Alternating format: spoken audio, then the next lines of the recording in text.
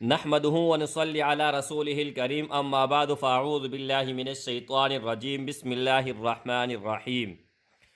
آج کی اس ویڈیو میں آپ سب کے سامنے ایک ایسا آیات کریمہ شیئر کرنے والا ہوں جو کہ بچہ بھی اس کو یاد کر سکتے ہیں، پڑھ سکتے ہیں۔ 2-3 الفاظ ہیں، اتنی زیادہ نہیں ہیں۔ ان اللہ یرزق من یشاء بغیر حساب۔ یہاں پر یہ آیات کریمہ، اس سے آپ ہر ناممکن کو ممکن بنا سکتے ہیں، لیکن کس طرح؟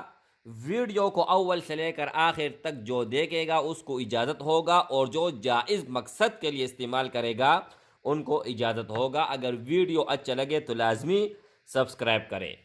میرے بھائی، ان اللہ، بے شک اللہ، یرزق، رزق دیتا ہے، من یشاء، جس کو چاہتا ہے، بغیر حساب۔ اچھا، اب یہ صرف اور صرف آپ دولت کے لیے استعمال نہیں کر سکتے، آپ اس کو ہر ناممکن کام کے لیے استعمال کر سکتے ہیں جو کہ آپ اس کو ممکن بنانا چاہتے ہیں، نکاح کے غرض سے استعمال کرنا چاہتے ہیں، آپ کے گھر میں لڑائی ہے، جھگڑا ہے، اس کے لیے آپ استعمال کر سکتے ہیں۔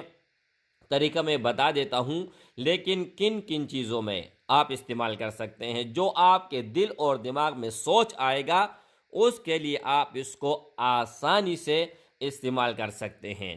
میرے بھائی، کوئی بھی سانحہ آ جائے، کوئی بھی مشکل آ جائے، چاہے آپ عدالت میں ہیں، وہاں پر کوئی کیس ہے، مقدمہ آپ کے حق میں ہوگا، اگر آپ جائز پر ہیں، ناجائز پر نہیں، ٹھیک ہے۔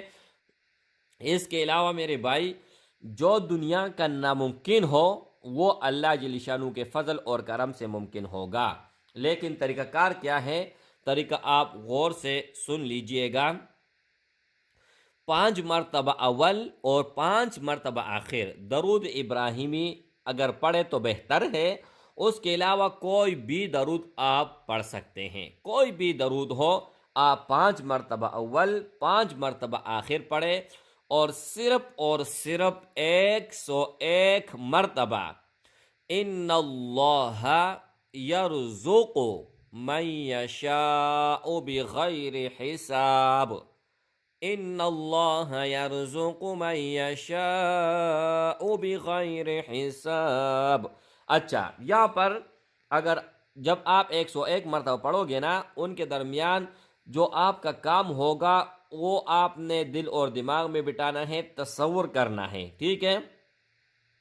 انشاءاللہ تعالی ایک چھوٹا سا مختصر واقعہ میں آپ سب کے سامنے شیئر کرنے والا ہوں، بہت انٹرسٹ اور بہت فائدہ مند ہوگا، آپ سب کو ذہن میں بھی آسانی کے ساتھ آ جائے گا کہ اس کو آپ کس طرح استعمال کر سکتے ہیں۔ ہمارا پڑوس میں ایک بھائی رہتا تھا، بہت زیادہ مفلس، بہت زیادہ غریب، بہت زیادہ، جو کہ اس کے پاس اپنا گھر بھی نہیں تھا اور ہر وقت پریشان، لیکن دیندار تھا، 5 وقت نماز پابندی کے ساتھ پڑھتا تھا، فوجی ریٹائر تھا، لیکن چھوٹا سا پینشن 11,000 پینشن میں کچھ آتا ہے، آج کل کچھ بھی نہیں آتا ہے، ٹھیک ہے۔ اچھا، اس نے کہا کہ مولوی صاحب بہت زیادہ پریشان ہوں، کوئی وظیفہ دے دے، اس طرح کہ اللہ جل شانہ میرے پہ اپنا دروازے رزق کے کھول دے۔ میں نے کہا انشاءاللہ تعالیٰ کوئی بڑی مشکل بات نہیں ہے، جب ہم اللہ سے مانگتے ہیں، اللہ مانگنے پر خوش ہوتا ہے اور نہ مانگنے پر ناراض ہوتا ہے۔ اگر ہم دنیا کے کسی در پر جاتے ہیں نا، تو 1 مرتبہ خوشی سے دے گا، 2 مرتبہ دے گا، تیسری مرتبہ جاؤ گے تو وہ کہے گا یہی در آپ کو ملا ہے، کوئی اور در نہیں ہے۔ تو میرے بھائی، اللہ فرماتے ہیں 1 مرتبہ آپ مانگو گے تو میں کم خوش ہوں گا، دوسرا مرتبہ مانگو گے اس سے زیادہ خوش ہوں گا، جتنی زیادہ اصرار کرو گی اتنا زیادہ میں خوش ہوں گا۔ بچہ اگر روتے روتے اپنے ماں باپ سے پیسے مانگتے ہیں تب وہ رونا بند کرتے ہیں، جب ان کو پیسے ملتے ہیں یا وہ جو کھلونا کوئی بھی چیز ہو حاصل کرنا چاہتے ہیں تب تک وہ اپنا رونا بند نہیں کرتا، ضد نہیں چھوڑتا جب تک وہ چیز حاصل نہیں کرتا۔ تو آپ اللہ کے ساتھ اس طرح کیوں نہیں کر سکتے ہیں یار؟ اللہ کے ساتھ کرو نا، اللہ سے ضد لگاؤ کہ یا اللہ مجھے یہ چیز چاہیے، آپ نے یہ مجھے چیز دینا ہے، ہر حال ہر صورت میں دینا ہے، کیونکہ آپ کے قدرت میں یہ چیز ہے کہ آپ مجھے دے سکے، آپ کے علاوہ کوئی نہیں ہے کہ کوئی بھی چیز مجھے کوئی لا کے دے سکے۔ تو میرے بھائی، ہمارے رب کے خزانوں میں کوئی کمی ہے؟ اگر پوری دنیا سونے کے بر کے دے دینا ہمیں، تو سمندر سے ایک قطرہ آپ اٹھاتے ہو، وہ اس سے بھی جو ہے نا کم فرق پڑتا ہے اللہ کے خزانوں میں، اتنا فرق بھی نہیں پڑتا ہے۔ تو میرے بھائی، اللہ کے ہاں دیر ہے اندیر نہیں ہے۔ تو میرے بھائی سے کہا کہ یار 5 وقت نماز پڑھتے ہو، 101 مرتبہ یہی پڑھو، ان اللہ یرزق من یشاء بغیر حساب۔ اس کو نہیں آ رہا تھا، میں نے زبان یاد کرایا کہ اس طرح یاد کر لو، اور درود اول اور آخر 5 مرتبہ۔ تو اس نے اس ہی وقت سے جیب میں تسبیح پڑھے ہوئے، اس ہی وقت اس نے شروع کیا۔ میں نے صرف 101 مرتبہ بتایا تھا۔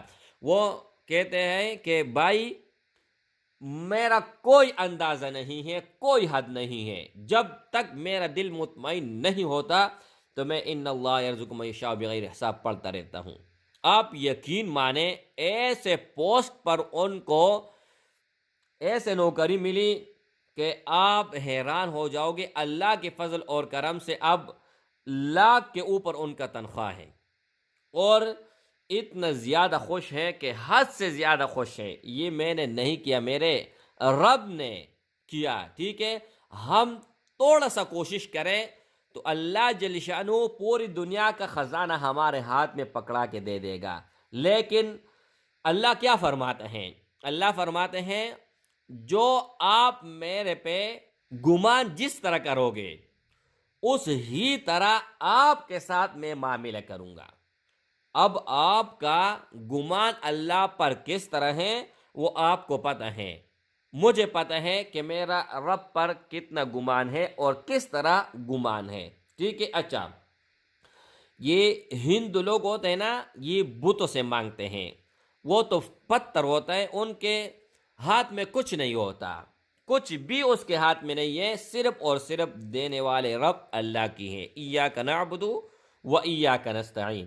لیکن جب وہ پتھر کے سامنے روتے ہیں، سجدہ کرتے ہیں، ہاتھ پھیلاتے ہیں، تو اللہ وہی چیز ان کو عطا کرتے ہیں، وہ دے دیتا ہے، کیونکہ ان کا عقیدہ یہی ہے کہ جو کچھ مجھے ملتا ہے تو اس پتھر سے، مجسمے سے، اس بت سے، وہ ان کو اپنا خدا مانتے ہیں، ٹھیک ہے؟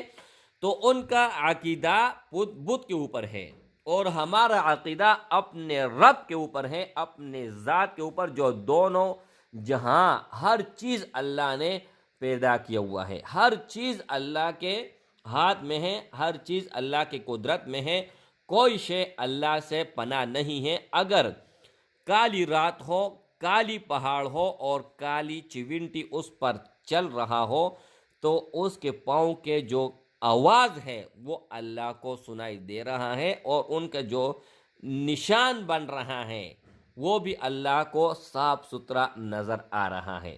تو میرے بھائی، اللہ کے ساتھ دل لگا لے، اللہ کے ساتھ یاری کرے، اللہ کے ساتھ دوستی کرے، پھر جو اللہ سے مانگو گے وہی دے گا انشاءاللہ تعالی۔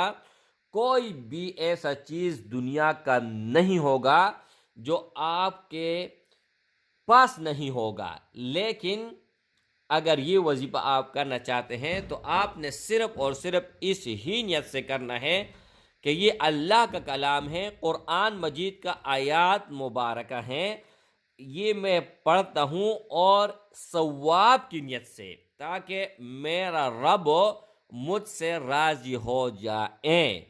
تو پھر آپ کمال دے کے تماشا کریں کہ جب آپ اللہ کو خوش کرتے ہیں، پھر اللہ آپ کو کس طرح خوش کرے گا، اس کا پھر آپ اندازہ ہی نہیں لگا سکتے ہیں، اس کا آپ تصور بھی نہیں کر سکتے ہیں۔ ایسے اللہ آپ کو خوش کرے گا میرے بھائی، مرتے دم تک نہ کسی کا محتاج رہو گے، اور نہ ہی کوئی ناممکن ایسا ناممکن چیز ہوگا جو آپ کے لیے ممکن